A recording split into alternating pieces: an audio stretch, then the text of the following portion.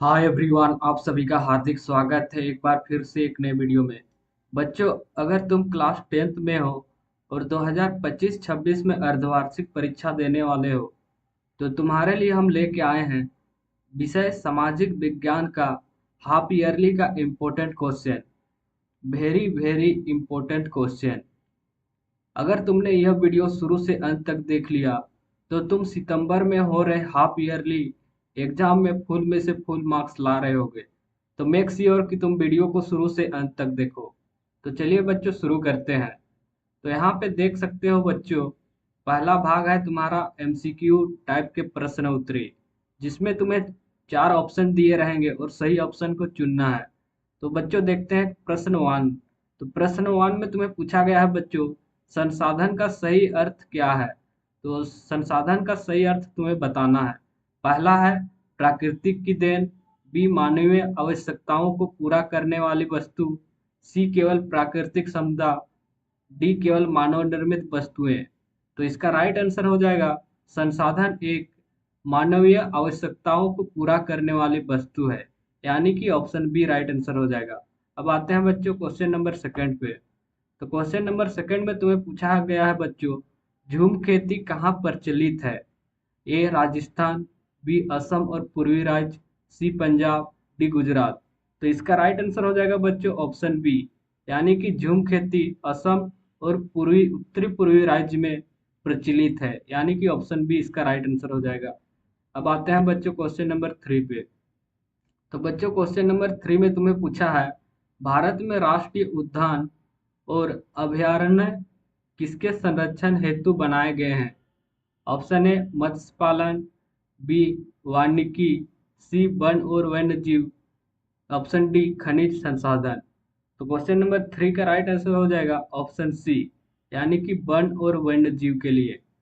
अब आते हैं क्वेश्चन नंबर फोर पे। तो बच्चों क्वेश्चन नंबर फोर में तुम्हें पूछा है, जल शक्ति मंत्रालय कब गठित हुआ।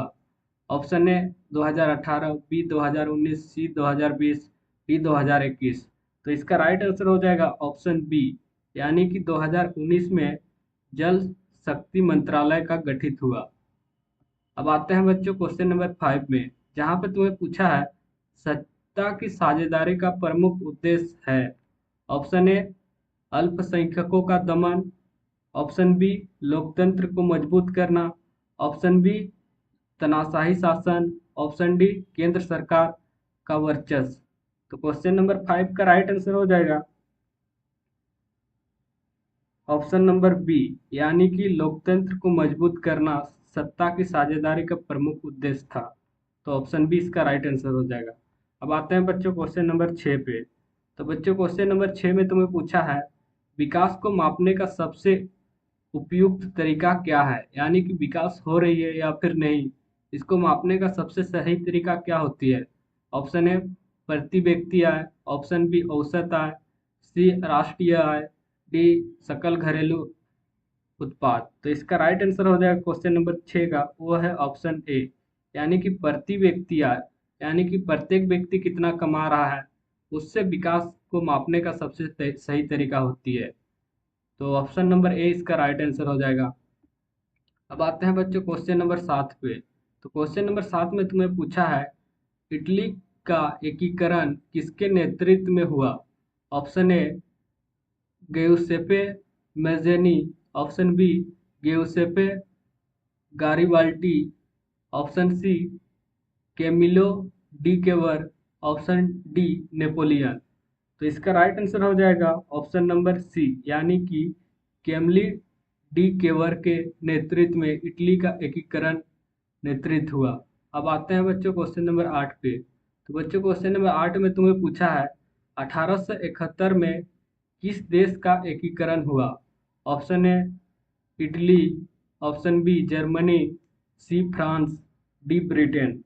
तो इसका राइट आंसर हो जाएगा ऑप्शन नंबर बी, यानी कि जर्मनी का एकीकरण हुआ था कितना में, 1871 में। तो अभी तक चैनल को सब्सक्राइब नहीं किए हो तो चैनल को सब्सक्राइब कर दो। अब आगे बढ़ते हैं क्वेश्चन नंबर नौ पे। तो बच्चों क्वेश्चन नंबर नौ पे तुम्हें पूछा है, 1920 का असहयोग आंदोलन किसके किसने आरंभ किया, यानी कौन असहयोग आंदोलन को लाया था। ऑप्शन है महात्मा गांधी, बी बाल गंगाधर तिलक, सी जवाहरलाल नेहरू, डी भगत सिंह। तो इसका राइट आंसर हो जाएगा ऑप्शन नंबर ए, यानी कि महात्मा गांधी 1920 में असहयोग आंदोलन प्रारंभ किया था। अब आते हैं क्वेश्चन नंबर 10, यानी कि एमसीक्यू का तुम्हारा लास्ट क्वेश्चन होने वाला है। तो क्वेश्चन नंबर 10 में तुम्हें पूछा है, भारतीय राष्ट्रीय कांग्रेस का गठन कब हुआ। Option A 1885, option B 1905, option C 1919, option D 1920। तो इसका राइट आंसर हो जाएगा 1885 में भारतीय राष्ट्रीय कांग्रेस का गठन हुआ था। अब आते हैं बच्चों 1 मार्क्स का सब्जेक्टिव क्वेश्चन, यानी कि अति लघु उत्तरीय प्रश्न, वेरी शॉर्ट टाइप के क्वेश्चन पे, जिसमें तुम्हें 1 मार्क्स का पूछा जाएगा। तो चलो अब इसको देखते हैं, जिसमें यहाँ पे तुम्हें पहला क्वेश्चन पूछा गया है, संसाधन की वर्गीकरण किन आधारों पर किया जाता है। तो इसका सही उत्तर है उत्पत्ति, नवीकरणीयता, स्वामित्व और विकास के स्तर पर संसाधन का वर्गीकरण किया जाता है। अब आते हैं बच्चों क्वेश्चन नंबर सेकंड पे। तो बच्चों क्वेश्चन नंबर सेकंड में तुम्हें पूछा है, वन्य जीवन संरक्षण अधिनियम कब लागू हुआ। तो वन्य संरक्षण अधिनियम कब लागू हुआ है, तो इसका सही उत्तर है 1972 ईस्वी में। अब आते हैं क्वेश्चन नंबर 3 पे। तो क्वेश्चन नंबर 3 में तुम्हें पूछा है, जल संसाधन का प्रमुख स्रोत क्या है। तो इसका सही उत्तर है वर्षा। अब आते हैं बच्चों क्वेश्चन नंबर 4 पे, जहाँ पे तुम्हें पूछा है, बेल्जियम में सत्ता साझेदारी का मुख्य आधार क्या है। तो इसका सही उत्तर हो जाएगा भाषा व सांप्रदायिक विभाजन, डच और फ्रेंच भाषा। अब आते हैं बच्चों क्वेश्चन नंबर 5 पे, जहाँ पे तुम्हें पूछा है, सर्वोदय का क्या अर्थ है। तो सर्वोदय का अर्थ होता है सबका विकास, सबका कल्याण। अब आते हैं बच्चों लघु उत्तरीय प्रश्न, यानी कि यह तुम्हारा 2 से 3 मार्क्स का पूछा जाएगा, तो काफ़ी इम्पोर्टेंट होने वाला है। तो वीडियो को शुरू से अंत तक देखो। तो यहाँ पे क्वेश्चन नंबर 1 पे तुम्हें पूछा है, संसाधनों का सतत उपयोग क्यों आवश्यक है। तो इसका सही उत्तर है, संसाधनों का अंधाधुंध दहन भविष्य की पीढ़ियों को संकट में डाल सकता है। यानी कि जंगलों का अंधाधुंध कटाई हो रही है, जिसके कारण भविष्य में जो बच्चे आएंगे उसके लिए संकट पैदा होगी, क्योंकि ना जंगल रहेगा ना खनिज रहेगी। इसीलिए इसीलिए इनका संरक्षण और संतुलित उपयोग सतत विकास के लिए आवश्यक है। इसीलिए इसका संरक्षण यानी कि बचा के रखना और संतुलित यानी कि सही से उपयोग करना सतत विकास के लिए आवश्यक है। ये रहा क्वेश्चन नंबर 1 का उत्तर। अब आते हैं बच्चों क्वेश्चन नंबर 2 पे, जहाँ पे तुम्हें पूछा है, भारत में वनों की कटाव के प्रमुख कारण लिखिए।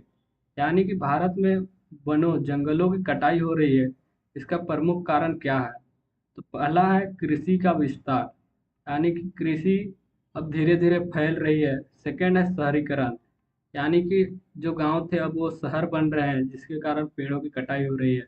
थर्ड पॉइंट है औद्योगिकीकरण, यानी कि फैक्ट्रियां बन रही है, इसके कारण बहुत सारे पेड़ काटे जा रहे हैं। थर्ड है खनन, जैसे कोयला आदि का खनन हो रही है, जिसके कारण वहां से पेड़ काटे जा रहे हैं।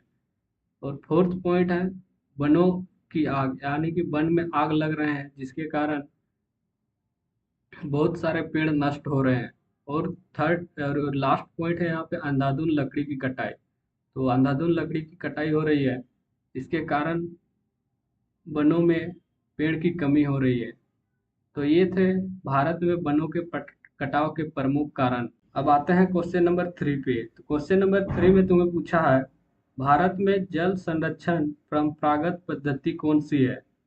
तो इसका सही उत्तर है जोहड़, बावड़ी, टैंक, आहार पाइन, कुएं और तालाब। अब आते हैं फोर्थ क्वेश्चन पे।